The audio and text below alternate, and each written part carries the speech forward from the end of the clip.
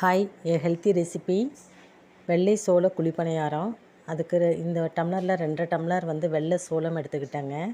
அதுக்கப்புறம் இட்லி அரிசி ஒரு 2 டம்ளர், அதே டம்ளரில் ஒரு 3/4 டம்ளர் அளவுக்கு உளுந்தம்பருப்பு. இப்போ உளுந்தம்பருப்பை தனியாக ஊற வச்சுட்டு இட்லி அரிசியையும் இந்த வெள்ளை சோளத்தையும் ஒன்றா ஊற வச்சு நம்ம இட்லிக்கு எப்பயும் ஆட்டுற அளவுக்கு அதே மாதிரி பதத்துக்கு ஆட்டி எடுத்துக்க வேண்டியது தான். ஆட்டி எடுத்ததுக்கப்புறம் மாவு புளிக்க வச்சிட வேண்டிய இட்லி மாவு பதத்துக்கே புளிக்க வச்சு எடுத்துகிட்டு அதுக்கப்புறம் ஒரு கடாயில் எண்ணெய் ஊற்றி கடுகு உளுத்தம்பருப்பு, கருவேப்பிலை, காஞ்ச மிளகா, பச்சை மிளகா, கடலைப்பருப்பு, வெங்காயம் எல்லாம் போட்டு நம்ம ஆஸ் யூஷுவல் எப்படி குழிப்பணியாரம் பண்ணுறதுக்கு ரெடி பண்ணுவோமோ அதே மாதிரி ரெடி பண்ணிவிட்டு மாவில் போட்டு நல்லா மிக்ஸ் பண்ணிவிட்டு குழிப்பணியார கல்லை வச்சு நல்லா சூடு ஏறினதுக்கப்புறம் எண்ணெய் விட்டு நம்ம எப்பயும் குழிப்பணியாரம் ஊட்டுற மாதிரி ஊற்றி எடுக்க வேண்டியதான். இப்பொழுது சுவையான வெள்ளை சோள குழிப்பணியாரம் ரெடி. தேங்க்ஸ் ஃபார் வாட்சிங். ட்ரை பண்ணி பாருங்கள்.